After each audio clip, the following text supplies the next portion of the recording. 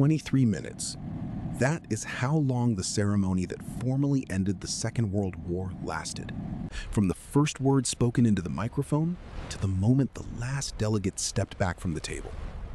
It took place on the morning of September the 2nd, 1945, on the deck of an American battleship anchored in Tokyo Bay, surrounded by more than 250 Allied warships, the greatest fleet ever assembled in one place. 11 Japanese men were carried out to that ship to surrender an empire. One of them, the foreign minister, climbed the ladder on an artificial leg, the result of an assassin's bomb 13 years earlier. Another, the chief of the Army's general staff, had said he would rather take his own life than attend, and stood on that deck only because the emperor had personally asked him to go. None of the 11 had volunteered, and almost nothing about the morning that was waiting for them had been left to chance. Not the ship, not the flag displayed on its superstructure, not the clothes the victors wore, not even the silences. It was a performance, designed line by line. That evening, one of the 11 sat down and wrote a report to his emperor about what he had seen. And at the center of that report was a question no one on the American side would have predicted. To understand why the ceremony existed at all, you have to go back 2.5 weeks to the moment this story left off. On August the 15th, the emperor's recorded voice had gone out over the radio, telling the Japanese people that the war was over. For the population, that broadcast was the surrender. For the Allies, it was not. A voice on the radio, however sacred, was not a legal instrument. Japan's armies were still in the field, millions of men, spread from Manchuria to the islands of the South Pacific, many of them undefeated in their own eyes and still holding their weapons. Every one of those commands had to be bound, formally and in writing, to lay down its arms. The Allies had just fought the most destructive war in human history, and they intended to end it the way wars between states are ended, with a signed document, witnessed, dated, and impossible to deny afterward. The radio broadcast had stopped the fighting. It had not ended the war. Between the voice and the paper lay a gap of 18 days, and inside that gap, the victors began to design something far more ambitious than a signing. They began to design a scene intended to be photographed, filmed, and remembered for as long. The machinery moved quickly. Within days of the broadcast, a Japanese delegation flew south to Manila to receive the Allied instructions for the occupation. The procedures, the timetables, the airfields to be cleared. On August the 28th, the first American advance parties landed at Atsugi Airfield outside Tokyo. 2 days later, the Supreme Commander himself, General Douglas MacArthur, stepped down from a transport plane onto Japanese soil, unarmed, into a country where millions of men had been trained to die fighting him. The formal surrender was originally planned for the end of August. A typhoon pushed it to the 2nd of September. The remaining question was where it would be signed. A government building in Tokyo was considered and rejected. The capital was a field of ash, the roads were uncertain, and the memory of the coup attempt 2 weeks earlier was fresh.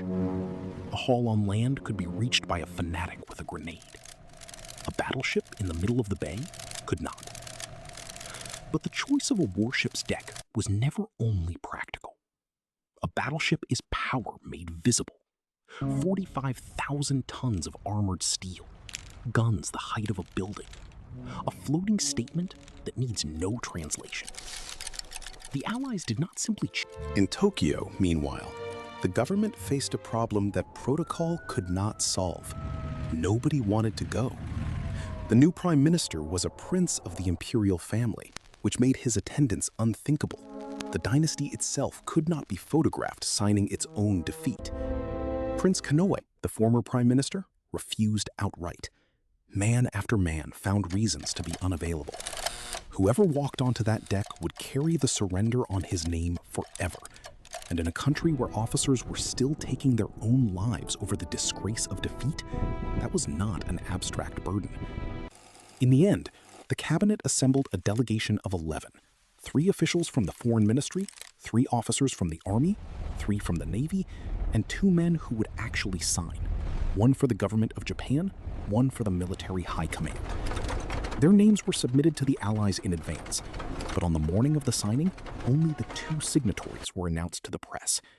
The other 9 walked onto the most photographed deck of the 20th century as, essentially, anonymous men. Who those 2 signatories were, one who accepted the duty when no one else would, and one who had to be ordered by the emperor himself, is where this story truly begins. The man who would sign for the government of Japan was the foreign minister, Mamoru Shigemitsu. And of all the men in Tokyo that week, he may have been the only one who understood the duty as something other than pure humiliation. Shigemitsu was a career diplomat, a man who had spent his life in embassies rather than headquarters. In 1932, at a ceremony in Shanghai, a bomb hidden in a water bottle exploded at the reviewing stand where he stood. The blast took his right leg. For the next 13 years, he walked on a wooden leg, leaning on a cane, in slow and deliberate steps that cost him visible effort. He had spent much of the war on the losing side of his own government, arguing, quietly and without success, that the conflict had to be brought to an end. Now, the end had come, in the worst form imaginable, and someone had to stand in front of the world and accept it.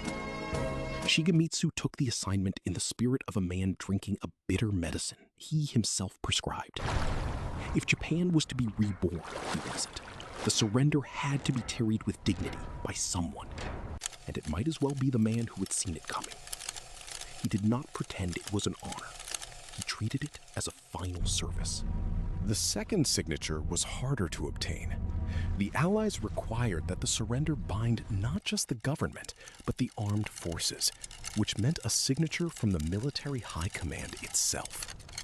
The man chosen was General Yoshijiro Umezu, chief of the Army's general staff, one of the most senior officers in the empire. Umezu had stood against the surrender through the final cabinet debates, and when he learned that he was expected to sign the instrument in person on the deck of an enemy battleship in front of the world's cameras, his reaction was reported in almost identical words by everyone who witnessed it. He refused. By some accounts, he said he would rather commit ritual suicide than put his name to the document. For a day, the delegation had a government signatory and no military one. And without the Army's signature, the entire ceremony was meaningless, because it was the Army, more than anyone, that had to be bound. The deadlock was broken the same way the surrender itself had been broken 3 weeks earlier. The Emperor intervened personally. Asked directly as a personal wish of the throne, Umezu submitted. He agreed to go. And then, by every account, he never spoke of it again. Not on the journey. Among the 9 men standing behind the signatories, one matters especially to this story. A diplomat named Toshikazu Kase, secretary to the foreign minister. Kase had been educated in the United States, at Amherst College and at Harvard.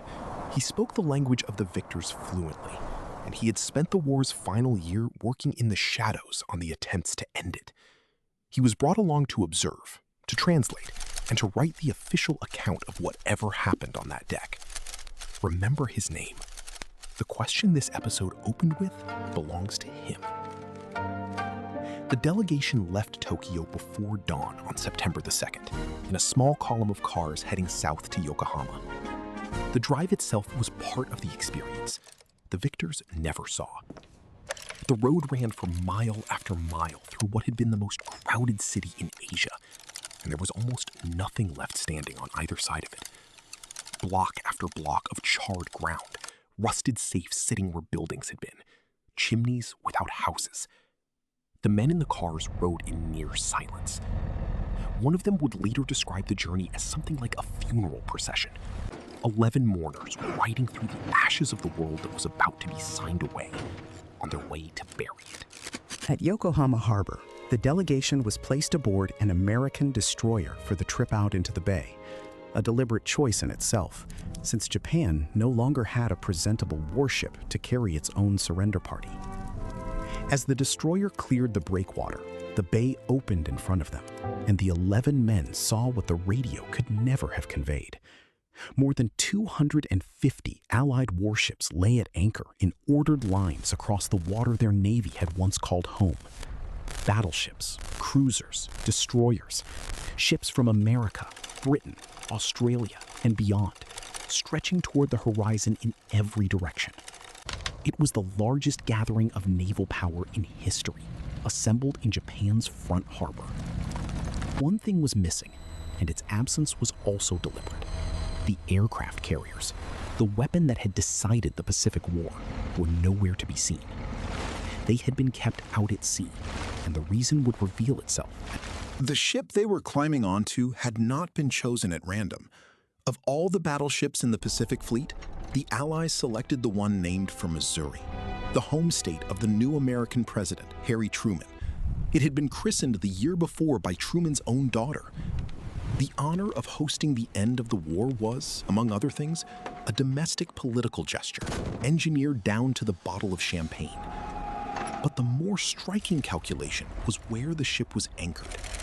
The battleship lay near the spot where, 92 years earlier, in 1853, Commodore Matthew Perry had anchored his squadron of black ships, the American warships that had forced Japan, at gunpoint, to open itself to the outside world after 2.5 centuries of isolation. Every educated Japanese aboard knew that history intimately. It was the founding trauma of modern Japan. The country had spent those 92 years transforming itself into an industrial and military power precisely so that no foreign fleet could ever again sit in its harbor and dictate terms. Now, the descendants of Perry's squadron sat in the same water, in numbers Perry could not have imagined, dictating terms. The anchorage was not a coincidence.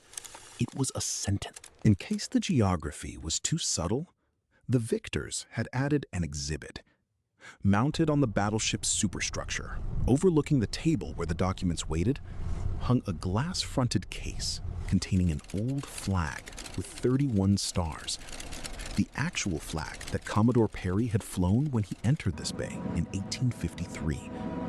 It had been kept for nearly a century in the Naval Academy Museum at Annapolis, and it had been flown across the Pacific with an officer escorting it specifically for this morning. The fabric was so fragile that conservators had sewn it onto a protective backing, which meant it could only be displayed in reverse, and so it hung there, backwards, stars in the wrong corner, presiding over the ceremony like a relic. The message did not require explanation. The same nation that had opened Japan by force was now closing the era it had opened, in the same water, under the same cloth. Defeat was not being presented as an accident of the last 4 years, a matter of lost battles and broken codes. It was being framed as the verdict of an entire century, as if history itself had sailed back into Tokyo Bay to collect a debt. For the 11 men standing beneath that case, the humiliation was not improvised.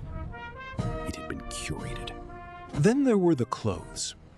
General MacArthur had issued an instruction to the Allied side that, on the surface, sounded almost casual. No dress uniforms.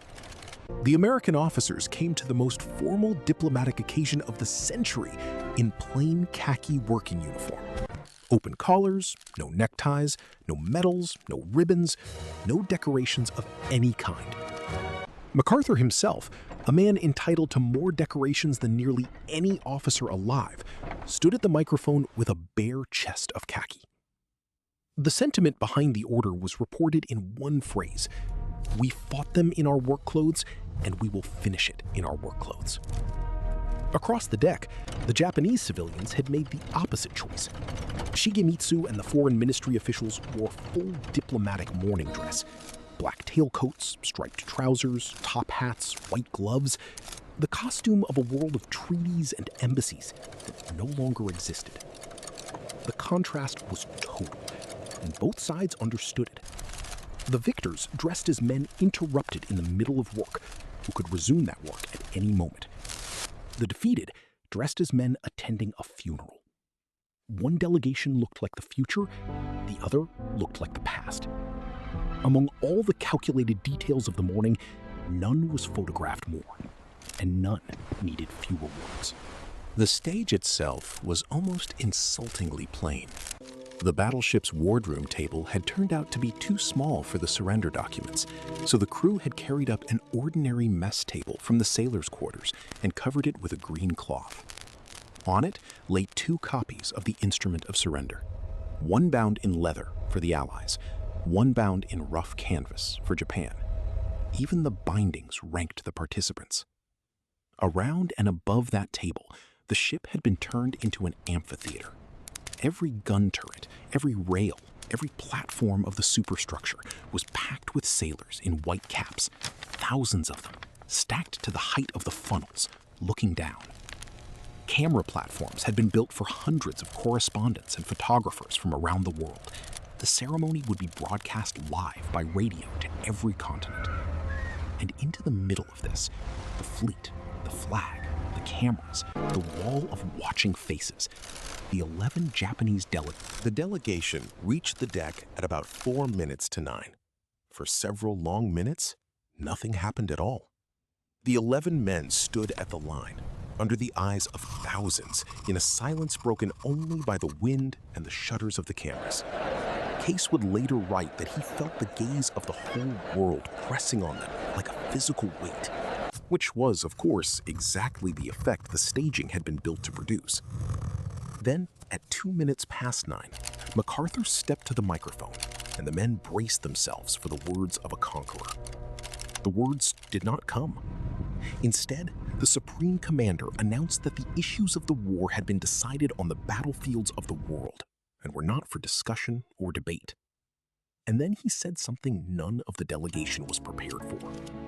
It was his earnest hope, he said, and the hope of all mankind, that from this solemn occasion, a better world would emerge out of the blood and carnage of the past.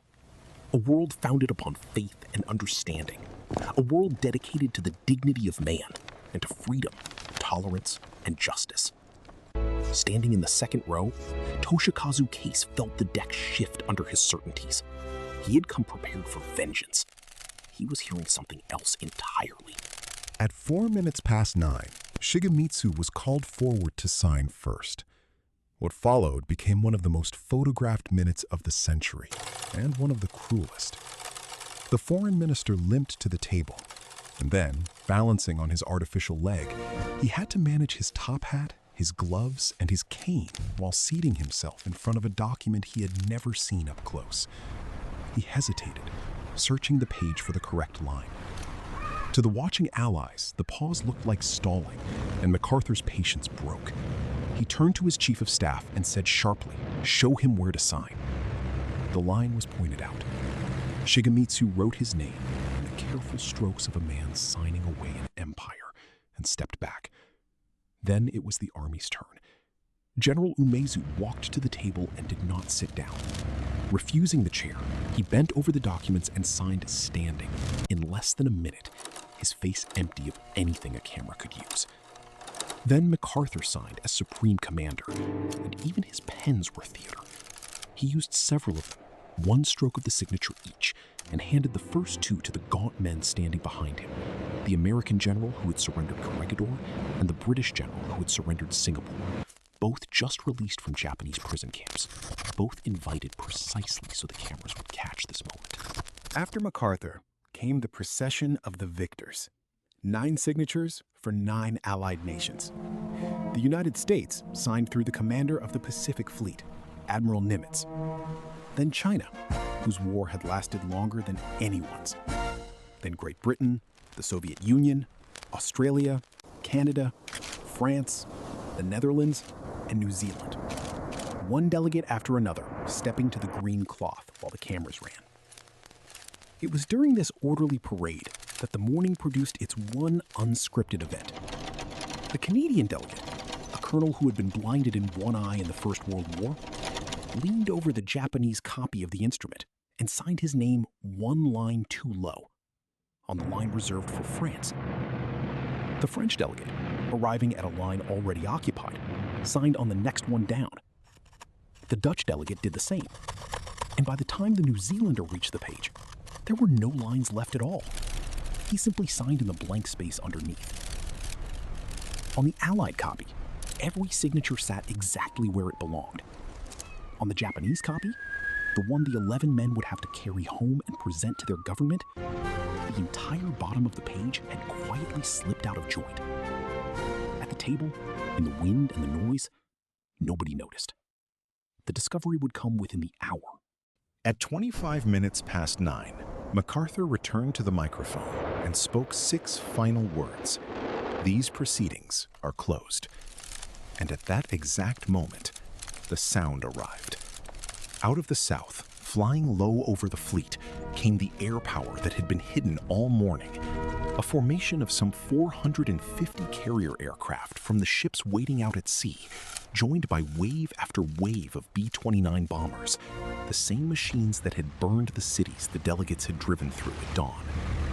Hundreds of aircraft swept over the bay in massed formation as the sun broke through the clouds, a roaring steel ceiling drawn across the sky precisely on cue.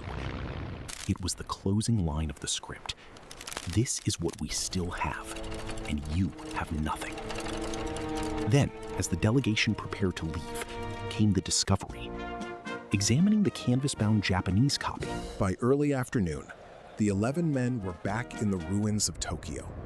And that evening, Toshikazu Kase sat down to write the report that the beginning of this episode promised. The official account of the ceremony, to be presented to the emperor himself. He could have written a chronicle of humiliation, and no one would have blamed him.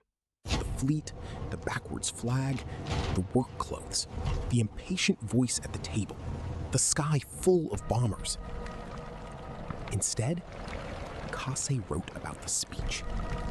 He confessed that he had stood on that deck expecting the language of vengeance, a list of punishments, the rhetoric of a conqueror, and had instead heard an appeal to freedom, tolerance, and justice. He described himself as thunderstruck by it. And then he put to the emperor the question that had formed in his mind on the deck of the enemy's battleship. If the war had gone the other way, if it were Japan's fleet anchored in a conquered harbor, Japan's delegates presiding over a surrender, would Japan have been capable of embracing the vanquished with a similar magnanimity? He did not believe it would. Japan, he concluded, had not merely been defeated by greater industry and greater numbers. It had been defeated, he wrote, by a nobler ideal. The ceremony built to display power had achieved something subtle in at least one witness: persuasion. Measured by what followed, the staging worked. On the strength of the signatures on that green cloth table, armies totaling millions of men in China, in Manchuria, in Southeast Asia, on island garrisons that had never seen an enemy landing, laid down their weapons in the weeks that followed, command by command, with almost no resistance. Nothing about that outcome was guaranteed. Remember where this series stood 2.5 weeks earlier. Officers of the Palace Guard murdering their own commanding general in an attempt to stop the surrender broadcast before it could air. The men who designed the ceremony in Tokyo Bay knew about that night, and they were determined that no second version of it would ever look plausible. That is what the fleet was for. A radio broadcast could be stolen, contested, explained away. A recording was an object that diehards had physically hunted through a darkened palace.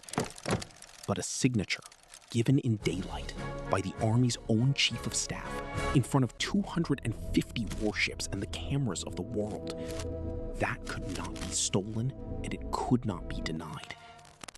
After September the 2nd, the dream of fighting on had nowhere left to live. Seen from a distance, the morning resolves into 2 performances staged at once, aimed at 2 different audiences. The first was the fist, the largest fleet ever assembled, the anchorage chosen on Perry's coordinates, the 92-year-old flag, the standing weight under thousands of eyes, the sky filled with bombers on cue. That performance was aimed at the idea of resistance, at every officer in Asia still weighing one last battle. And its message was that defeat was total, certified, and beyond argument. The second performance was the open hand, and it was quieter. No swords were demanded at the table. No one was made to kneel. No terms were read aloud like a sentence. And the only speech of the day asked for a world built on tolerance and justice. That performance was aimed at the future, at the nation that would have to be governed, rebuilt, and lived in, starting that afternoon.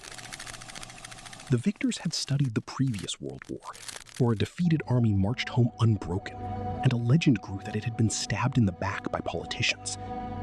Tokyo Bay was designed to make that legend impossible, a defeat too public to deny, joined to a beginning mild enough to accept. The fist for the past, the hand for the future. The two documents left the bay in opposite directions. The leather-bound Allied copy was flown to Washington, where it rests today in the National Archives. The canvas-bound Japanese copy, with its crossed-out lines and a chief of staff's initials still visible on the page, returned to Tokyo, the Empire's death certificate, complete with corrections. The 11 men dispersed into history.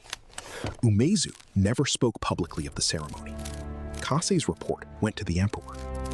And Shigemitsu, the man who had climbed the ladder on a wooden leg, would live to stand before the United Nations a decade later as foreign minister of a democratic Japan.